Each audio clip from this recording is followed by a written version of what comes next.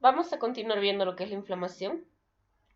Como hemos visto, va a ser un proceso de defensa del organismo, un proceso en el que nosotros debemos entender que el organismo no está cómodo, que está siendo agredido por algún tipo de agresor, ¿no es cierto? Ya hemos visto que estos pueden ser químicos, físicos, pueden ser biológicos o pueden ser otras enfermedades, ¿no es cierto?, que están alterando nuestro organismo y generen este tipo de respuesta.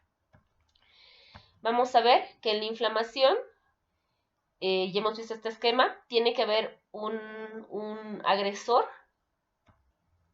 que en este ejemplo y el ejemplo más clásico va a ser una espina.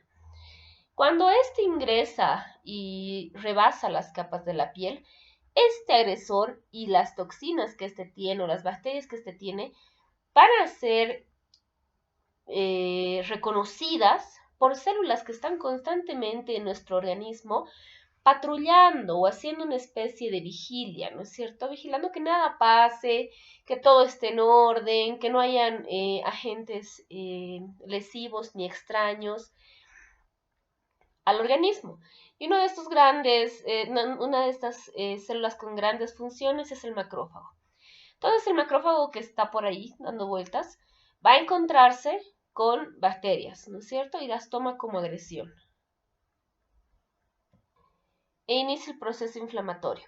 En esta imagen podemos ver todas las porciones del proceso inflamatorio, o casi todas, en una sola diapositiva, pero las vamos a ir desglosando poco a poco. Entonces, tengo a mi agresor, ¿no es cierto?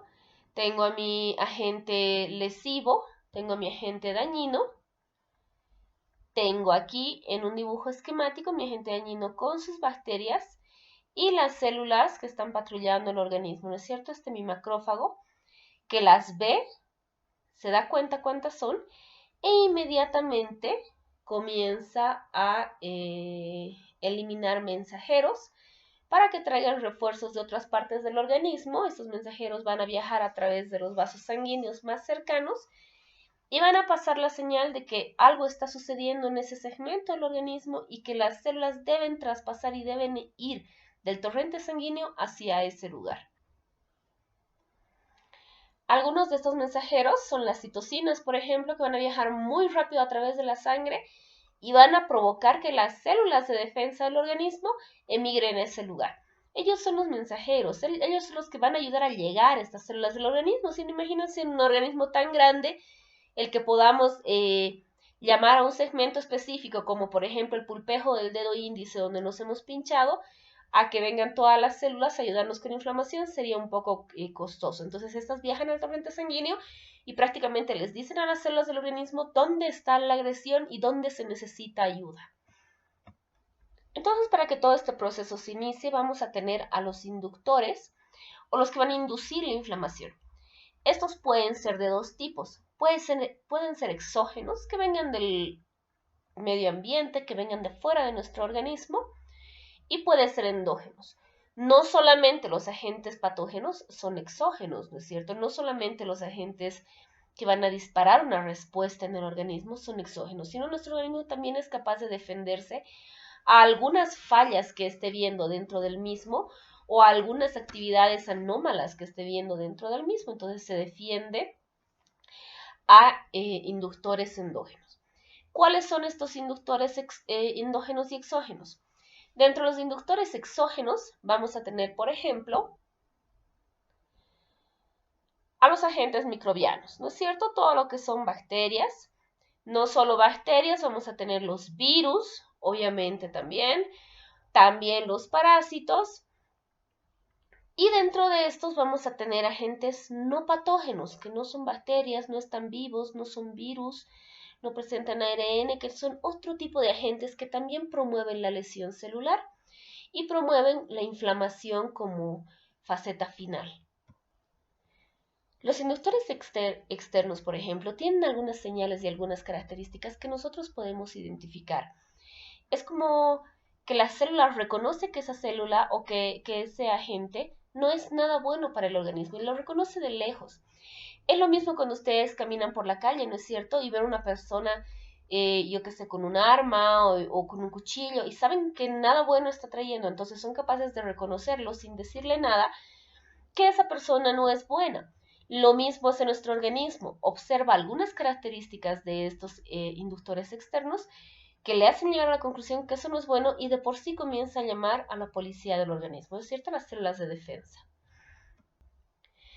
En inmunología, a ese cuchillo, a ese palo, a eso que tiene esa persona mala que está ingresando a nuestro organismo, se le llaman PAMs, ¿ya?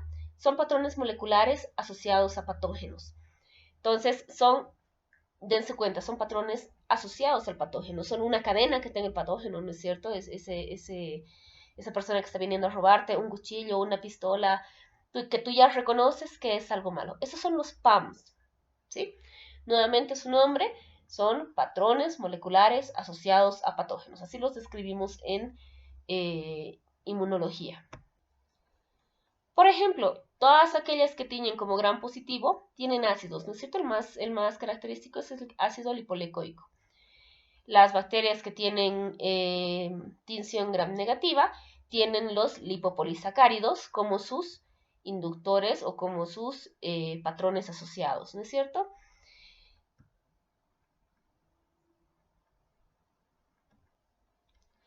Vemos, por ejemplo, que algún DNA de las bacterias es un DNA extraño, un DNA que no solamente tiene los aminoácidos que debería tener un DNA, sino que tiene algunas alteraciones y algunas modificaciones. Esto también la célula lo reconoce como algo raro, ¿no es cierto? Como algo dañino, porque el DNA de nuestras células es similar y es perfecto, ¿no? Y tiene ciertas características que la pueden reconocer. Esto es algo en común que tienen todas nuestras células, ¿no es cierto? Su DNA tiene que ser específico, característico y con los mismos aretitos, los mismos aminoácidos, los mismos moñitos que tienen todas nuestras células en el organismo, entonces lo reconoce como malo. Luego tenemos la flagelina.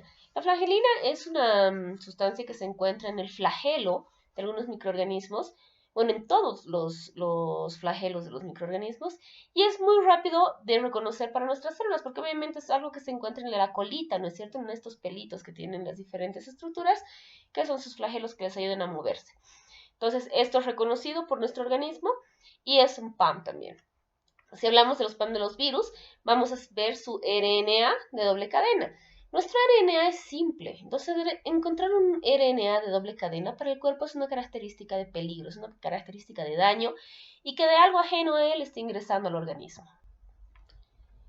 Dentro de los no patógenos o que no son seres vivos, ¿no es cierto? Tenemos al polen. El polen es una molécula o es una estructura muy grande. Nuestro organismo, los macrófagos más que todo, tratan de ingerir y de comerse todo aquello que encuentren que es dañino para nuestro organismo. Son las células de limpieza. Y al estar en contacto con el polen, tratan de hacer lo mismo, pretenden hacer lo mismo, pero el polen es una molécula muy grande que agarran, ellos lo engloban y explotan el momento de comérselo porque es una molécula muy grande.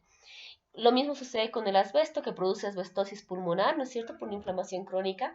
¿Por qué? Porque es una molécula muy grande, es una estructura muy grande que ingresa a nuestro organismo, nuestro macrófago trata de comerla y microscópicamente tiene forma de una espada. Entonces atraviesa el momento que se la come a nuestro macrófago y lo hace reventar, ¿no es cierto? Y lo hace morirse prácticamente. Entonces estos son los exógenos no patógenos. Decíamos que otros de los inductores pueden ser los endógenos, ¿no es cierto? Los endógenos son generalmente partes de estructuras de nuestro organismo que están por ahí y que obviamente no tienen que estar, ¿no es cierto? Es como si ustedes se encontraran en la calle, no sé, pues una mano, una cabeza, un codo, un pie humano, ¿no es cierto? No tiene por qué estar ahí. Entonces sucede lo mismo. Estos endógenos son, por ejemplo, cuando se encuentran las células con ATP libre. El ATP no tiene por qué estar afuera, las mitocondrias no tienen por qué estar afuera de la célula y se encuentran libres. También cuando se encuentran segmentos de la membrana celular y estos segmentos de la membrana celular están libres, entonces también promueven un proceso inflamatorio. Y cuando el potasio se libera tras el estallido de una célula y la apertura de su membrana. Y este deja salir al inflamosoma, ¿no es cierto? Que es esta bombita que tenemos aquí. ¿Por qué? Porque es una bomba que está dentro de la célula tratando de hacer inflamación, pero el potasio no la deja. Entonces cuando se rompe la membrana sale potasio y sale el inflamosoma y obviamente produce inflamación.